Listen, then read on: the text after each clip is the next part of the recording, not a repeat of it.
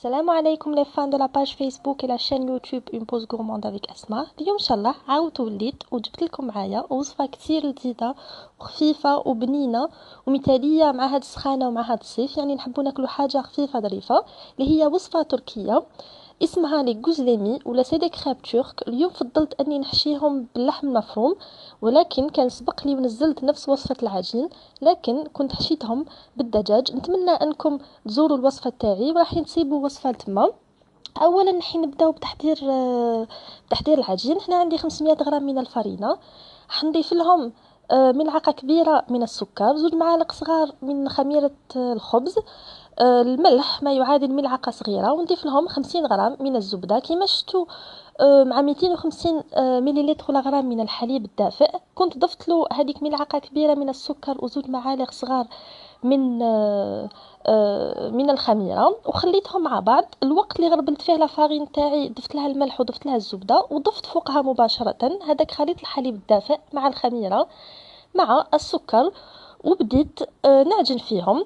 يعني عجنتهم لمدة دقيقة ولا 2 حتى شفت العجينة تاعي إذا نطمت. وفي حالة أنه العجينة تاعكم ما نطمتش كما يعني الحالة تاعي اليوم، ضفت لها كمية قليلة برك تاع الماء يكون دافي حتى نتحصل على عجينة، يعني العجينة تاعكم ما تكونش طرية وما تكونش يابسة في نفس الوقت، راح تكون عجينة عادية.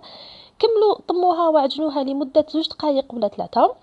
من بعد يعني طموها كيما شفتوا انا طميتها هكذا ما بين يديا حتى تحصلت على اون بول، يعني دون بات ليس، وغطيتها وخليتها تختمر لمده.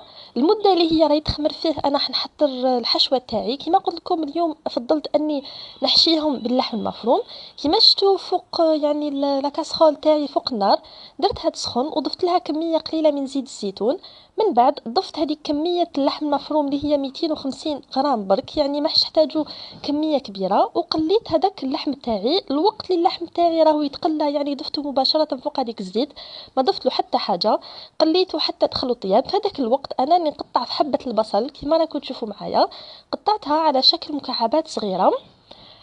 من بعدها ضفتها مباشرة فوق هذاك اللحم المفروم اللي كان تقلالي شوية، ويعني تأكدوا انكم تفتوه شوية بالمغرفة تاعكم تاع الحطب حتى يتفرغ كامل وما يجيكمش كتلة واحدة. من بعدها نضيف لها هذيك حبة البصل. في هذه المرحلة نضيف لها رشة صغيرة من الملح باش نخرجوا السوائل الموجوده في البصل، وكملت قليتهم على نار متوسطه. الوقت اللي راهو يتقلى اللحم المفروم تاعي مع هذاك البصل، انا في هذه المرحله راح نقطع الفلفل.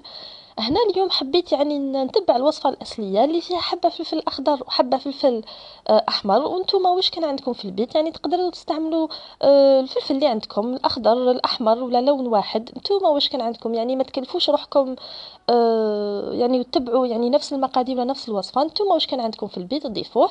كما شفتوا كنت قطعت حبه الفلفل تاعي الحمراء، في هذه المرحله نضيف نقطع حبه الفلفل الخضراء، واذا كان عندكم فلفل حار صدقوني راح يجي هايل. من بعدها ضفتهم مباشره فوق هذاك خليط اللحم المفروم والبصل اللي كانوا تقلاو لبضع دقائق. من بعد انا هذيك اللحمه تاعي مع الخضر راهم يتقلاو، انا حكمت حبه طماطم، يعني حبه متوسطه ما راهي صغيره بزاف ما راهي كبيره، قطعتها الى مكعبات، يعني خليتها بالقشره تاعها. يعني القشره ما حيش تحسوا لها من بعد ما تطيب. من بعد قطعت كميه لبس بها من حشيش مقطفه ولا من لا كوريوندر، قطعتها يعني رقيقه واحتفظت بها حين نضيفوها في اخر الوصفه باش ما تفقدش النكهه تاعها. من بعد ما دبل لي شويه هذاك البصل مع الفلفل ضفت لحبه الطماطم، نكمل نحركهم. في هذه المرحله نبدا نضيف في التوابل. ضفت لها يعني كميه لبس بها من زعتره ولا ملوطان يعني يكون ناشف. ضفت لها ملعقه صغيره من فلفل عكري ولا بابريكا، ملعقه صغيره من الكمون، رشه لبس منها تاع الفلفل الاسود. وانا اليوم فضلت اني نضيف لها شويه من الفلفل الاحمر المطحون اللي هو هذا هو يعني الفلفل الاحمر يكون مطحون. ضفت لها ملعقه صغيره حار، يعني هذه ترجع لكم حبيتوا تضيفوا الحار حبيتوا ما تضيفوش. وكان من المفروض اني نضيف لها ملعقه كبيره من معجون طماطم لا طوماط كونسونطري، لكن انا ما كانتش متوفره عندي في البيت. من بعد نقصت عليها النار وخليتها حتى طابت كليا وشربت كاع الماء تاعها وتجمرت. من بعدها طفيت عليها النار كما راكم تشوفوا، وضفت لها كميه الحشيش هذاك اللي كنت قطعته في بدايه الوصفه. من بعدها نديرهم دون ان ريسيبيون ونخلو الحشوه تاعنا تبرد تماما قبل ما نضيفو لها الجبن. انا في هذا الوقت اللي كنت حضرت فيه الحشوه تاعي خميره يعني لي كراب تاعي كانت خمرت، يعني خمرت لي وتضاعف الحجم تاعها مليح. من بعدها انا نقسمها الى 10 كريات، يعني 500 غرام تاع العجين راح تعطينا 10 حبات ولا 10 يعني دي كراب. يعني مع الاول راح تشوفوا تقولوا لابول حتكون صغيره ما حش تكفينا، لكن صدقوني العجينه راح نحلوها رقيقه، يعني قد ما قدرتوا رققوها قد ما قدرتوا باش ما تجيش معجنه وما تجيش خشينه. من بعدها كيما شفتوا فرقتها على 10 كريات، غطيتهم يرتاحوا.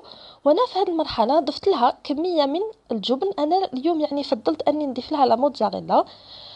نتوما ضيفوا لها واش كان عندكم في البيت، كيما قلت لكم ضيفوا لها الشيدار، ضيفوا لها الغرويير، نتوما واش كان عندكم في البيت. حتى خليتها بردت، يعني تاكدت انه الحشوه تاعي بردت. في هذه المرحله من بعد ما تحضرت الحشوه تاعي وبردت والكريات تاعي كانوا ارتاحوا لمده 5 دقائق، نبدا في تشكيل لي غوزليمي تاعي. انا فوق النار اني درت يعني اون كاسرول كبيره، ولا نتوما واش كان عندكم من كريبوز، نتوما واش فضلتوا. خليتها تسخن على نار يعني ما راهي قليله بزاف ما راهي متوسطه في نفس الوقت. وبديت نحل في الحبات تاعي كيما شفتوا بالاستعانه بالفرينه.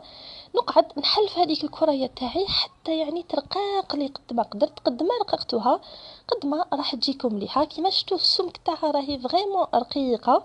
ونضيف لها ملعقه كبيره من حشوه اللحم المفروم اللي كنت خلطتها مع لو فرomاج. وندهن الحواف بكميه قليله من الماء باش نتاكد انهم لصقوا تماما. نضغط على هذوك الحواف باش يلتصقوا، من بعد ما تنحليش كي نكون طيب فيها.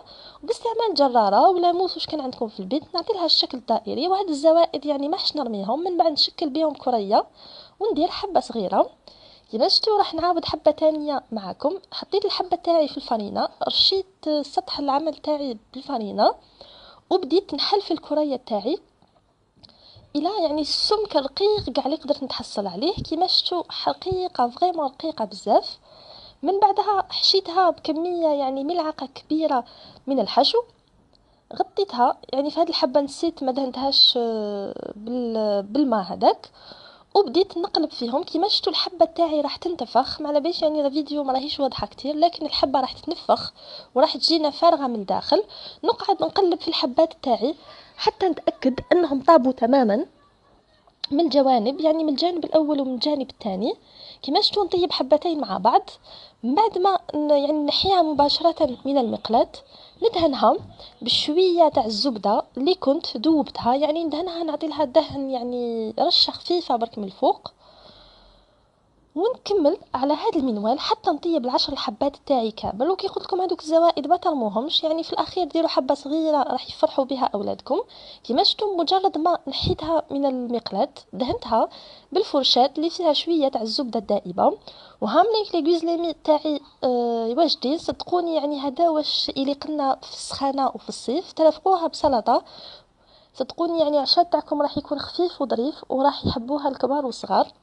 كيما شفتوا انا تحصلت على 10 حبات، يعني ما شاء الله حجمهم كبير. حبيت نقسم حبه قدامكم باش نوري لكم الداخل.